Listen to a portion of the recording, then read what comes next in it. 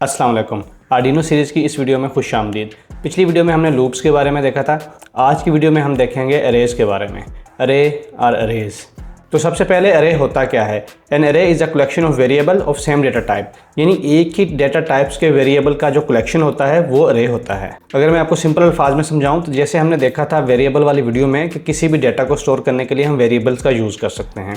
For example आपने कुछ 100 points जो है वो स्टोर करने हैं, तो उसके लिए एक तरीकाकार ये है कि आप 100 वेरिएबल जो है वो डिक्लेयर करें या इनिशियलाइज करें और उनमें डेटा को स्टोर करें। और दूसरा तरीकाकार है अरेज के थ्रू। अब अरेज जो है उसमें आप डेटा को एफिशिएंटली स्टोर कर सकते हैं और एफिशिएंटली जो है वो रीड कर सकते हैं। अगर आप हर डेटा पॉइंट के लिए अलग अलग वेरिएबल बनाना चाहेंगे तो 100 वेरिएबल्स को बनाना और उनको यूज़ करना बहुत मुश्किल है। अरे को हम किस तरह से यूज़ करते हैं, किस तरह से डिक्लेयर करते हैं या किस तरह से इनिशियलाइज करते हैं, अभी इस हम वीडियो में देखते हैं।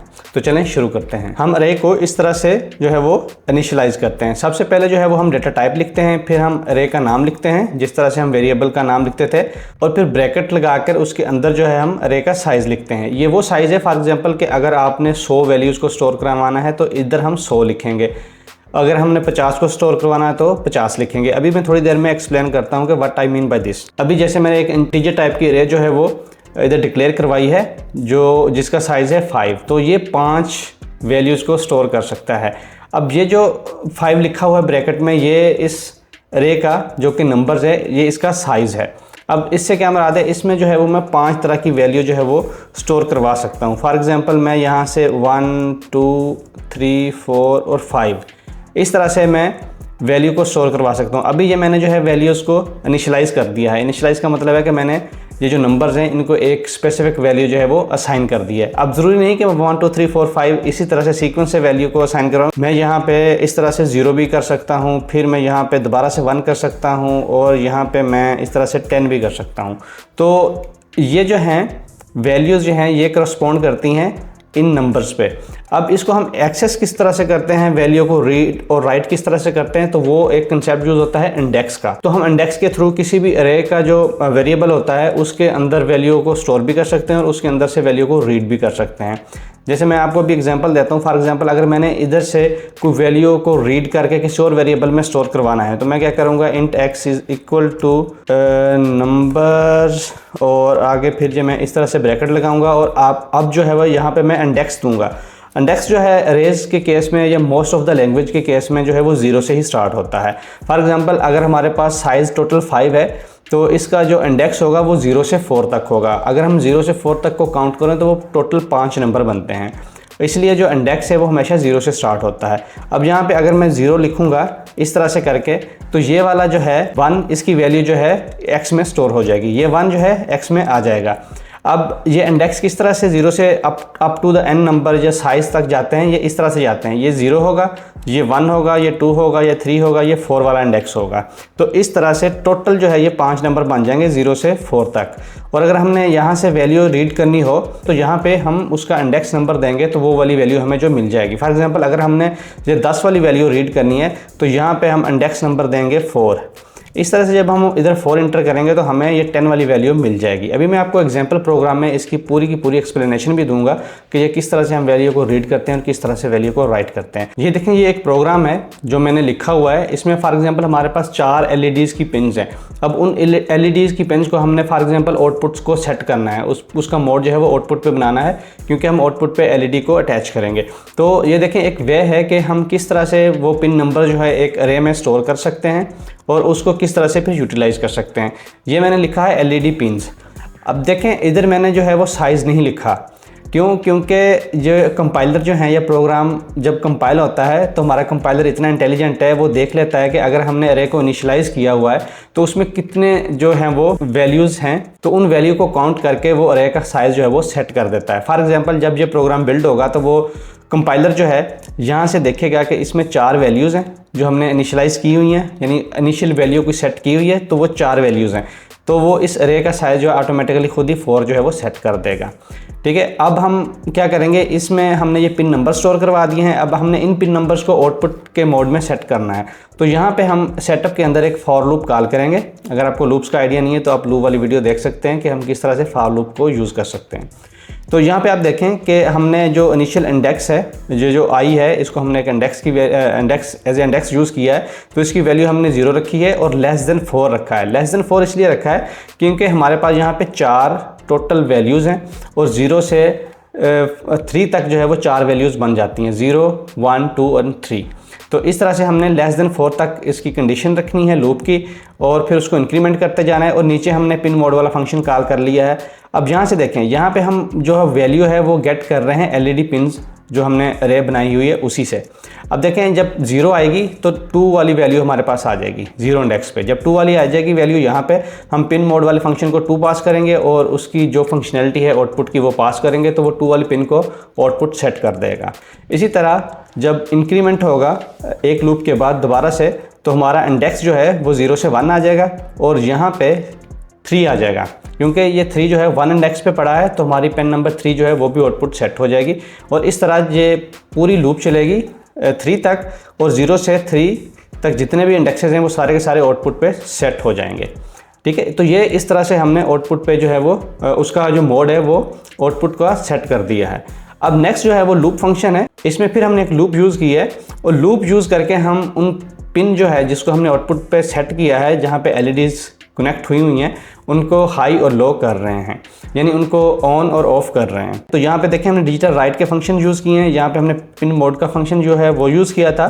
यहाँ से पिन्स की वैल्यू को रीड करते हैं और उस पर फिर हम वैल्यू राइट करते हैं कि पिन को हाई सेट करना है या लो सेट करना है, और ये सारा कुछ जो है वो अरे की सूरत में हम कर रहे हैं। अब यहाँ पे हम जो है वो मैनुअली भी लगा के यूज़ कर सकते हैं। यहाँ पे मैं वैल्यू दे सकता हूँ 2, ठीक है, और यहाँ पर फिर मैं वैल्यू दूंगा 2, तो ये इस तरह से एक 2 वाली पिन जो है वो एक बार हाई और एक बार लो हो जाएगी। ठीक है, अब अगर फॉर एग्जांपल मैं अरे को यूज़ नहीं करता और फॉर लूप को यूज़ नहीं करता, तो मुझे ये वाली जो काम है, ये वाला कोड जो है वो हर एक पिन के लिए कॉपी पेस्ट करना पड़ेगा, और कोड जो है वो हमारा बहुत बड़ा लेंथी होता जाएगा और विजुअली जो है वो हमें इतना अच्छा जो है वो नज़र नहीं आएगा, रीडेबिलिटी अच्छी नहीं होगी और उसकी जो इम्प्लीमेंटेशन है वो अच्छी नहीं होगी। काम चाहे हमारा वो कोड जो है वो कर रहा होगा, लेकिन वो इतना प्रोफेशनल लुकिंग कोड नहीं होगा। तो इसलिए हम यहाँ पे इस तरह से अरे और लूप को यूज़ करके जो है वो अपनी पिन्स को सेट भी कर सकते हैं और पिन्स को जो है वो उनका मोड भी सेट कर सकते हैं, उनकी वैल्यू हाई और लो भी सेट कर सकते हैं। अब ज़रूरी नहीं है कि ये एक एलईडी की एग्जांपल है। फॉर एग्जांपल आपके पास 10 सेंसर लगे हुए हैं और आपने 10 सेंसर का डाटा जो है वो स्कैन करना है, तो तब भी आप अरे जो है वो यूज़ कर सकते हैं। आप यहाँ पर एक अरे बना सकते हैं, फॉर एग्ज़ाम्पल फ्लोट टाइप की, और यहाँ पर आप लिख सकते हैं सेंसर डाटा।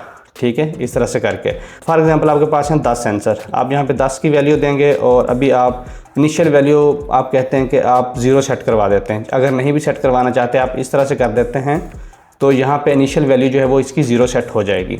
ठीक है, अब आप एक लूप लगा देते हैं। यहाँ पे मैं एक लूप लगा देता हूँ, मैं सिर्फ आपको समझाने के लिए एक लूप लगा रहा हूँ। यहाँ पे ये मैंने एक फॉर लूप लिखी है आपको समझाने के लिए कि हम किस तरह से, फॉर एग्जांपल हमारे पास अगर 10 सेंसर हैं तो उसका डाटा हम किस तरह से रीड कर सकते हैं अरे और लूप के थ्रू।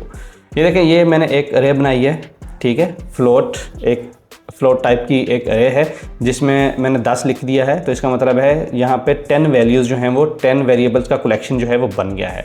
यानी सेंसर डाटा का नाम होगा और उसके 10 इंडेक्सेस होंगे आगे, यानी वो 10 मेमोरी रीजन होंगे जिसमें हर एक रीजन में हम एक फ्लोट वैल्यू टाइप की जो वैल्यू है वो स्टोर करवा सकते हैं। तो यहाँ पे मैंने फॉर लूप लगाई है। अब जब मैंने फॉर लूप लगाई है तो फॉर एग्जांपल मैंने एक और फंक्शन लिखा हुआ है जो कि सेंसर की वैल्यू को रीड करता है।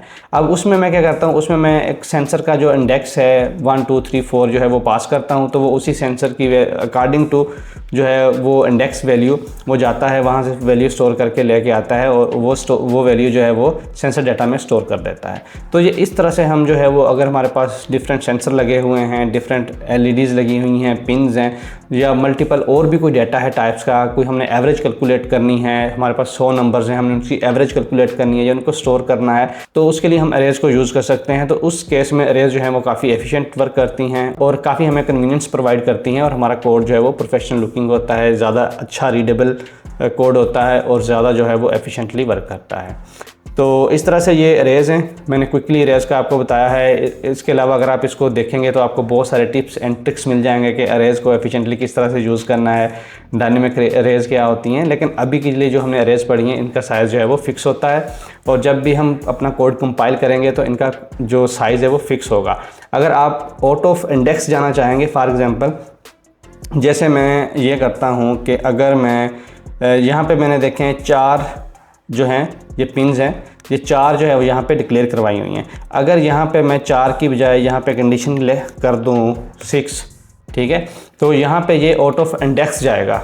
तो इस केस में 2 जो हैं हमें एरर आ सकते हैं, एक होता है कंपाइल टाइम एरर और एक होता है रन टाइम एरर। अगर हमारा कंपाइलर जो है वो इतना इंटेलिजेंट है या एफिशिएंट है कि वो कंपाइल टाइम पे हमारा ये वाला कोड जो है वो एनालाइज कर रहा है और देख रहा है, तो वो हमें कंपाइल टाइम पे बता देगा कि ये वाली अरे जो है वो ये आउट ऑफ इंडेक्स जा रही है, ठीक है। और अगर हमारा कंपाइलर कंपाइल टाइम पे नहीं बताता तो रन टाइम पे हमें एरर आएगा, और कहीं ना कहीं पे कोई मेमोरी का इशू या मेमोरी लीक या मेमोरी डंप का कोई ना कोई इशू आ जाएगा, क्योंकि हमने एक स्पेसिफिक साइज़ बताया था कंपाइल करते वक्त कि हमारी अरे इतनी बड़ी होगी। लेकिन जब हम उसको इंडेक्स पे जाके डाटा एक्सेस करना चाह रहे हैं तो हम उसका आउट ऑफ रेंज जो है वो इंडेक्स जाके उसका डाटा एक्सेस करना चाह रहे हैं, तो वहाँ पे हमें जो है फिर एरर आएगा।